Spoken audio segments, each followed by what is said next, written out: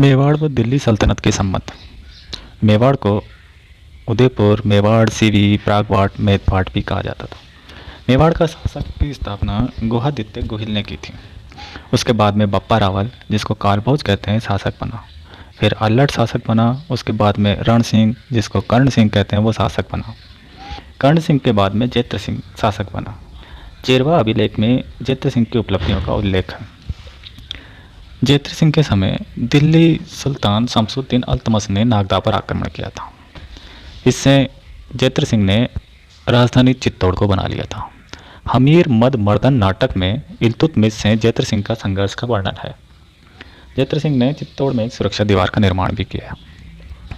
जैत्र सिंह के बाद में तेज सिंह शासक बना। तेज सिंह के समय में 1253 में बलबन ने आक्रमण किया था, परंतु वह असफल रहा। तेज सिंह के बाद में समर सिंह शासक बना। समर सिंह से एक वीर कन्या विद्युलता प्रेम करती थी, परंतु समर सिंह ने मेवाड़ के साथ विश्वासघात करके अलाउद्दीन का साथ दिया। जब विद्युलता को इस चीज़ की पता चला, समर सिंह की सच्चाई पता चली, तो विद्युलता ने अपनी छाती में कटार घोंप करके आत्महत्या कर लेती है। समर सिंह के बाद में रतन सिंह शासक बना। रतन सिंह के समय अलाउद्दीन ने आक्रमण किया था। अलाउद्दीन ने 28 जनवरी 1303 को आक्रमण प्रारंभ किया था और 26 अगस्त 1303 को किला जीत लिया था। इस युद्ध में गोरा, बादल और रतन सिंह की मृत्यु हो गई थी और मेवाड़ का प्रथम शाखा भी हुआ। रानी पद्मिनी ने 376 महिलाओं के साथ जौहर कर लिया। अलाउद्दीन ने मेवाड़ के किले को जीत करके इसका नाम खिजराबाद रखा और चित्तौड़ का नाम खिजर खां पुत्र के नाम पर खिजराबाद हो गया। यहीं से रावल शाखा का अंत हो गया। इस युद्ध का वर्णन पद्मावत में है। डॉक्टर ओझा, डॉक्टर लाल वो कानून को इसका खंडन करते हैं। खजाइन उल फुतू से पद्मावत का वर्णन अमीर खुसरो ने लिया था और पद्मावत की रचना की। तारीख़ फरिश्ता में भी फरिश्ता ने इस प्रसंग का वर्णन किया है। इस युद्ध के होने के कारण दिल्ली, मालवा और गुजरात व दक्षिण भारत में जाने वाला मार्ग में मेवाड़ पड़ता था। अतः इस पर अपना प्रभाव जमाने के लिए अलाउद्दीन मेवाड़ पर कब्जा चाहता था। दूसरा कारण है रतन सिंह ने ब्राह्मण राघव चेतन को देश से निकाला दे दिया था, तो उसने गद्दारी की। तीसरा कारण अलाउद्दीन की महत्वाकांक्षा को माना जाता है। रतन सिंह के बाद में राणा हमीर शासक बना। ये गोहिलों की सिसोदिया शाखा का संस्थापक था। इसके समय में सिंघोली युद्ध हुआ था। सिंघोली युद्ध मोहम्मद बिन तुगलक से हुआ था और ये अनिर्णित युद्ध था। राणा हमीर के बाद में महाराणा क्षेत्र सिंह शासक बने। इसने मालवा के दिलावर खां को हराया था। क्षेत्र सिंह के बाद में राणा लाखा या लक्ष्य सिंह शासक बना। राणा लाखा के बाद में महाराणा मोकल शासक बनते हैं और महाराणा मोकल के बाद में महाराणा कुंभा शासक बने। महाराणा कुंभा के समय में सारंगपुर युद्ध होता है 1437 में और इसमें कुंभा जीत जाता है। ये युद्ध महमूद खिलजी मालवा से होता है। इस युद्ध को जीतने के बाद में ही चित्तौड़ किले में कीर्ति स्तंभ का निर्माण महाराणा कुंभा करवाता है। 1456 में महाराणा कुंभा ने एक चंपानेर की संधि भी की थी, जो मालवा के महमूद खिलजी और गुजरात के कुतुबुद्दीन के साथ हुई थी। इस संधि के बाद में 1457 में ये दोनों मेवाड़ पर आक्रमण करते हैं और हार जाते हैं। कुंभा के बाद में रायमल शासक बनता है और रायमल के बाद में राणा सांगा शासक बनता है।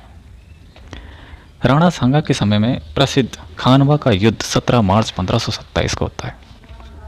इस युद्ध तक पहुंचने से पहले राणा सांगा का 1518 में गागरोन का युद्ध होता है। ये युद्ध मालवा के मोहम्मद खिलजी, जिसको महमूद खिलजी द्वितीय कहते हैं, उसके साथ होता है।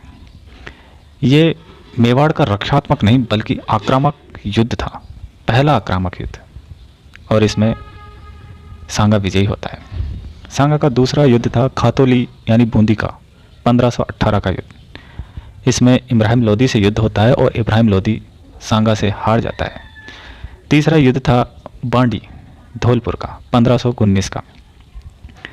इस युद्ध में इब्राहिम लोदी मियाँ हुसैन और मियाँ मक्खन के साथ सेना को भेजता है और ये सेना को सांगा बुरी तरह पराजित कर देता है।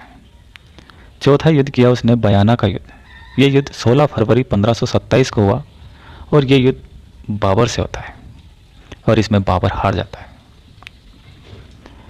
और इसके बाद में होता है खानवा का युद्ध 17 मार्च 1527 को। इस युद्ध का कारण ये बताया जाता है कि इब्राहिम लोदी के चाचा दौलत खां और इसका चचेरा भाई आलम खां ये बाबर को भारत पर विजय प्राप्त करने का न्योता देते हैं। बाबर भारत आता है और यहीं पर रहने का निश्चय उसे बना लेता है।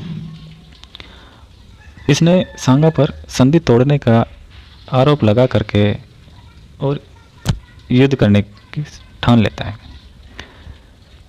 इधर सांगा पाती पर्वन, इसमें राजपूत राजाओं सरदारों रावों को इस युद्ध में भाग लेने का न्योता था। ये सांगा का साथ देने का एक प्रथा थी जिसको पाती पर्वन कहते हैं। कर्नल टोड के अनुसार इस युद्ध में 7 बड़े राजा, 9 राव और 104 सरदारों ने भाग लिया था।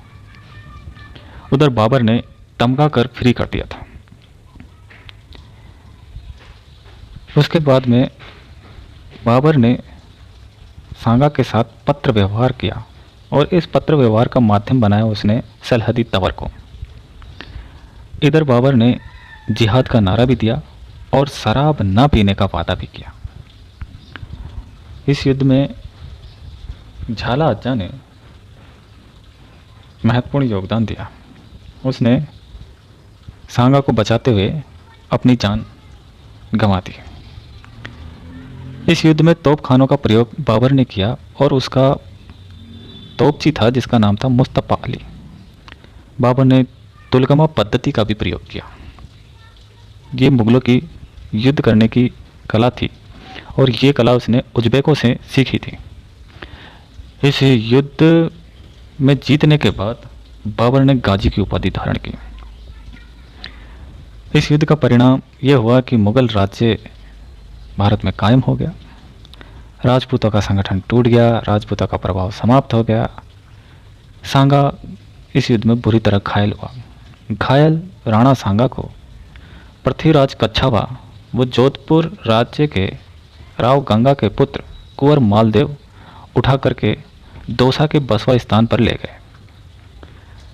यहाँ पर सांगा ने अपना इलाज करवाया, परंतु सरदारों ने कालपी में 15 जनवरी 1528 को जहर दे दिया और इससे महाराणा सांगा की मृत्यु हो गई। अशोक परमार ने, जो जगनेर भरतपुर के थे, इसने मांडलगढ़ भीलवाड़ा में सांगा की छतरी का निर्माण कराया।